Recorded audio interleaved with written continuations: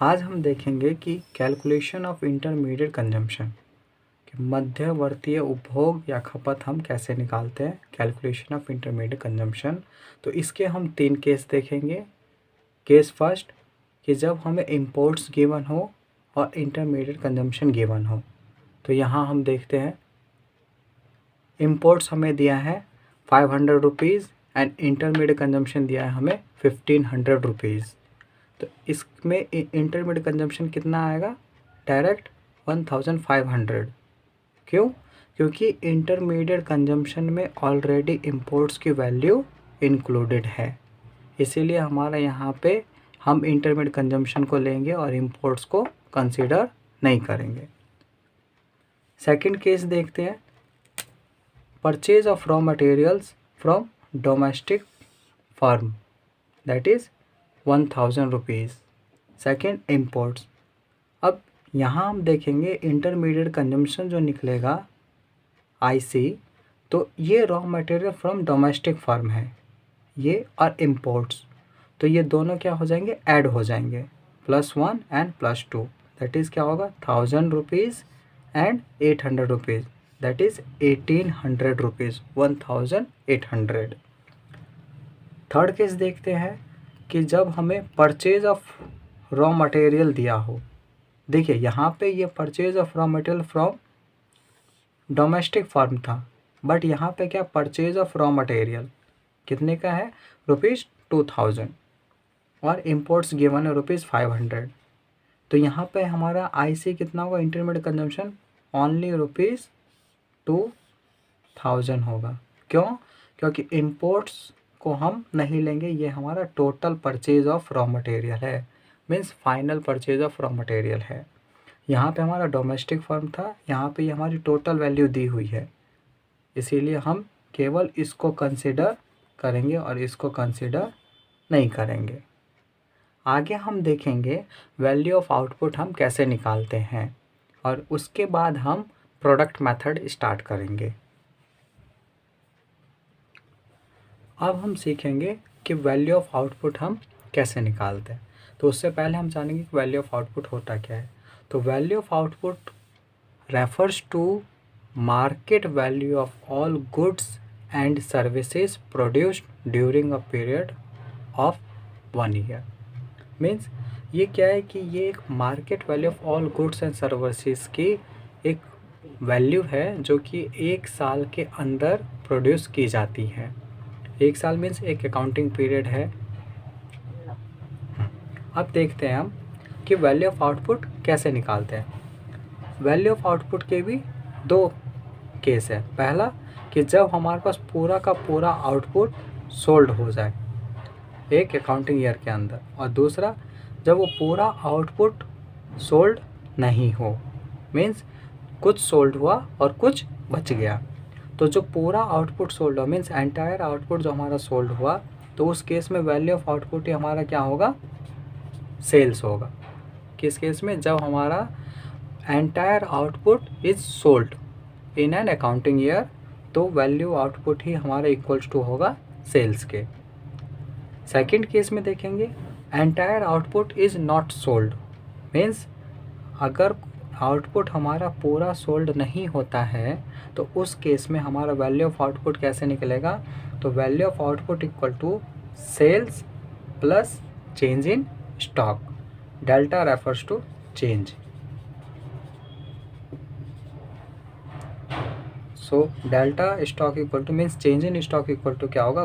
Closing stock minus opening stock.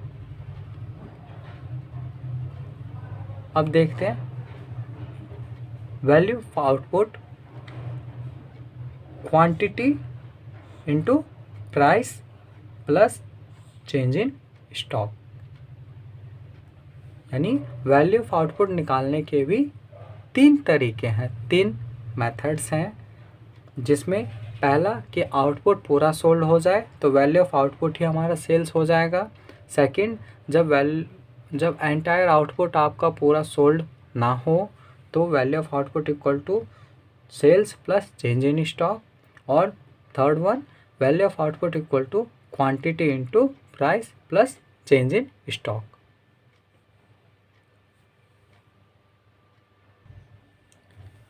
अब हम सीखेंगे calculation of value of output. तो केस फर्स्ट है हमारे पास, एक्सपोर्ट्स हमें गिवन है ₹800, सेकंड सेल्स गिवन है ₹5000 sorry.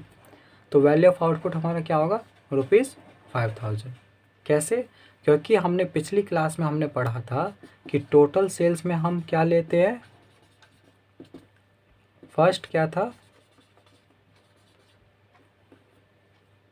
Goods sold to household sector, second goods sold to government sector, और थर्ड वन हमारा क्या था, एक्सपोर्ट्स। तो देखिए यहाँ पे हमें एक्सपोर्ट्स ऑलरेडी गिवन है ना, और यहाँ पे सेल्स भी गिवन है, तो ये तो टोटल सेल्स का ही सब पार्ट है, इसीलिए हमारे पास यहाँ पे वैल्यू ऑफ आउटपुट हमारा कितना होगा, टोटल ₹5000। एक्सपोर्ट्स इसमें ऑलरेडी इंक्लूडेड है। केस फर्स्ट क्लियर है। अब हम देखते हैं केस सेकंड।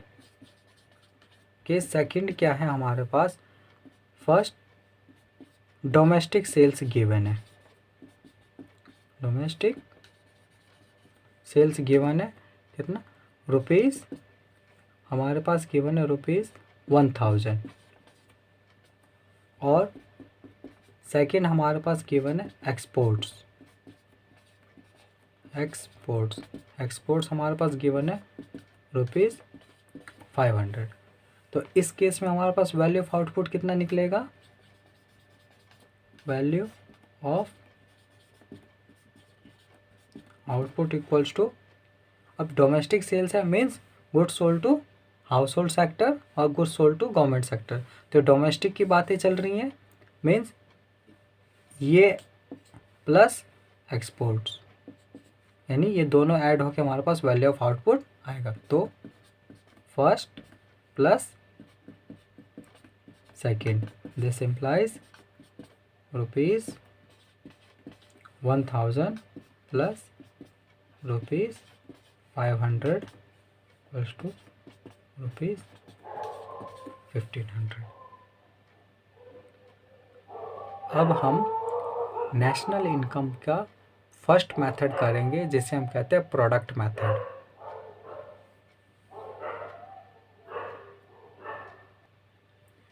अब हम देखते हैं नेशनल इनकम निकालने के 3 मेथड होते हैं। फर्स्ट मेथड होता है प्रोडक्ट मेथड, सेकंड मेथड होता है इनकम मेथड, थर्ड मेथड होता है एक्सपेंडिचर मेथड। तो आज हम इसका पहला मेथड करने जा रहे हैं, प्रोडक्ट मेथड। तो इसमें सबसे पहले हम स्टेप 1 निकालेंगे, gross value of output at market price निकालेंगे। तो ये होगा हमारा gross value of output at market price equal to total sales plus change in stock.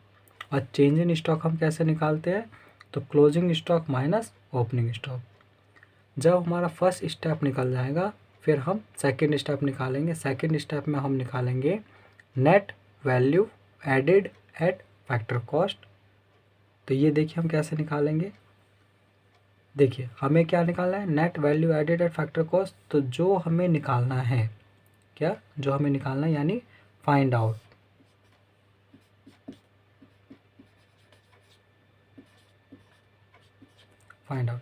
ये हमें निकालना है। तो इसे हम नीचे रखेंगे, और जो हमने निकाला है, तो हमने हमारे पास ये वैल्यू ऑलरेडी आ चुके, ये हमने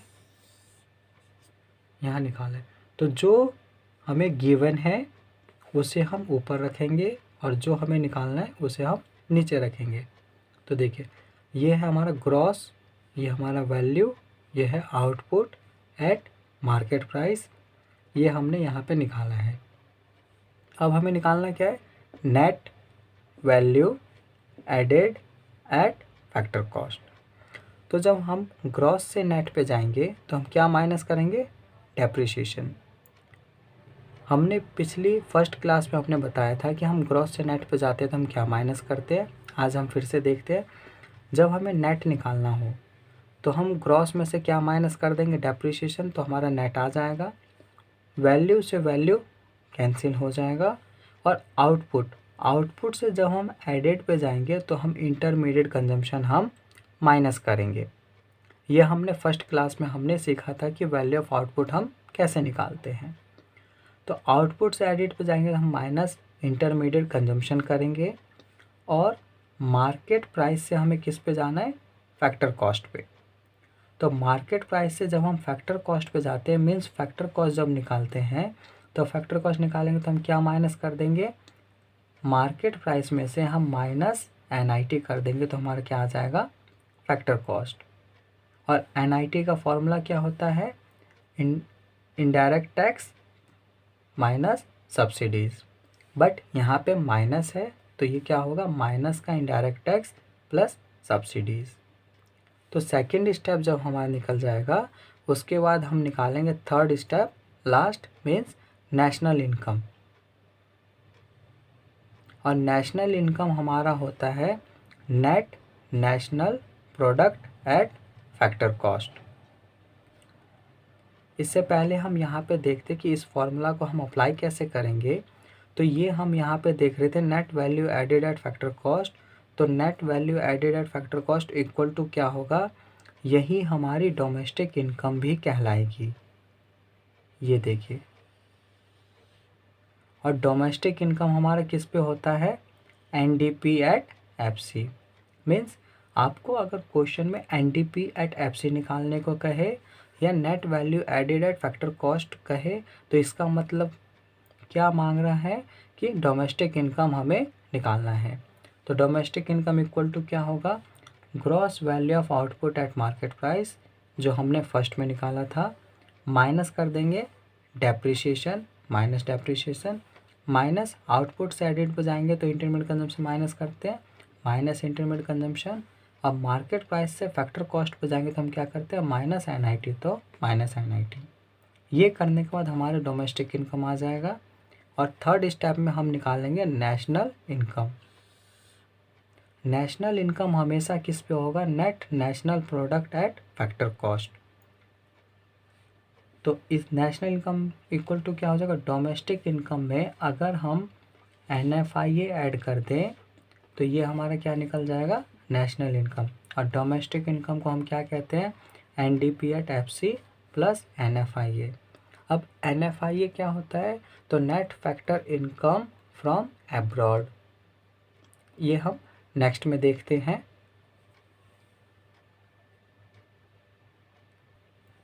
देखिए यहाँ पे जब हम प्रोडक्ट मेथड का नेशनल इनकम निकाल रहे हैं तो यहाँ पे हम कुछ टर्म्स देखते हैं जो हमें बहुत बेहद काम आएंगे। जो हमें दिया हो, जैसे मान लीजिए हमें ग्रॉस दिया है,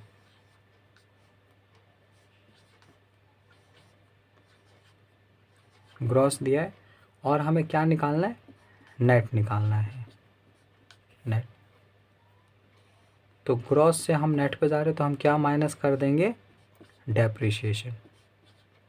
डेप्रिसिएशन मीन्स ये अगर हमें दिया हो,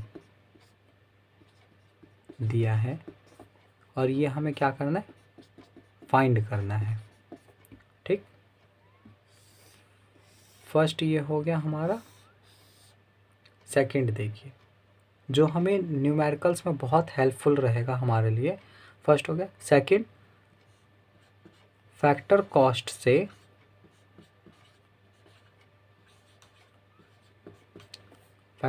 हमें किस पे जाना है, मार्केट प्राइस पे।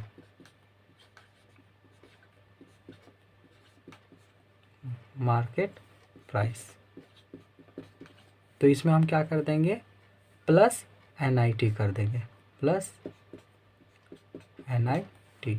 अब NIT का फॉर्मूला क्या होता है, तो हम सभी जानते हैं, NIT इक्वल टू क्या होगा, इनडायरेक्ट टैक्स अब माइनस सब्सिडीज। अच्छा, GST हमारा क्या है, GST हमारा इनडायरेक्ट टैक्स है। और income tax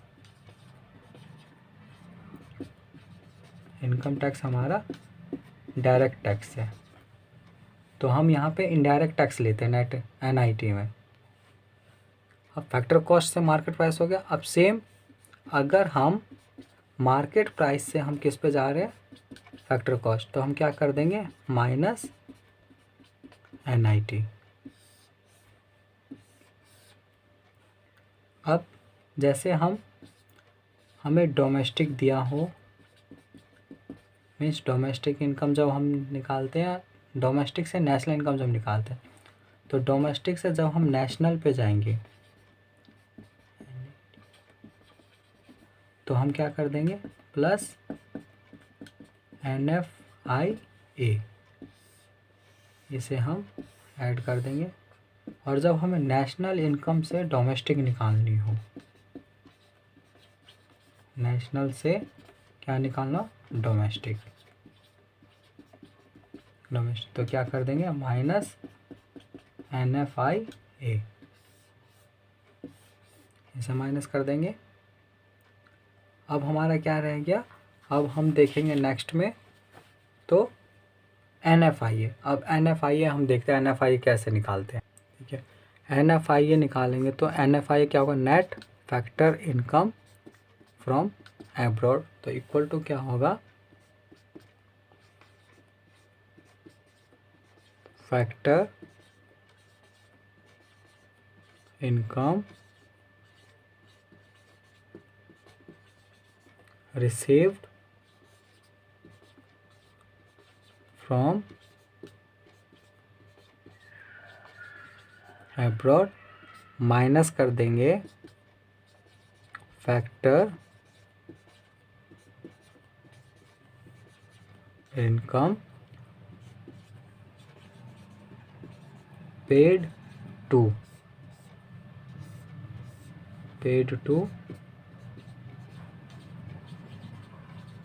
abroad. Factor income का मतलब हो गया कि अर्नड इनकम जो हमने अर्न की है, तो earn income receive from abroad minus earn income paid to abroad, तो ये हमारा क्या निकल जाएगा NFIA। NFIA का फुल फॉर्म होता है नेट फैक्टर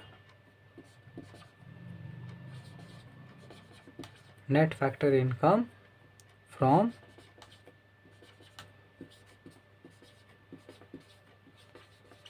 एब्रॉड।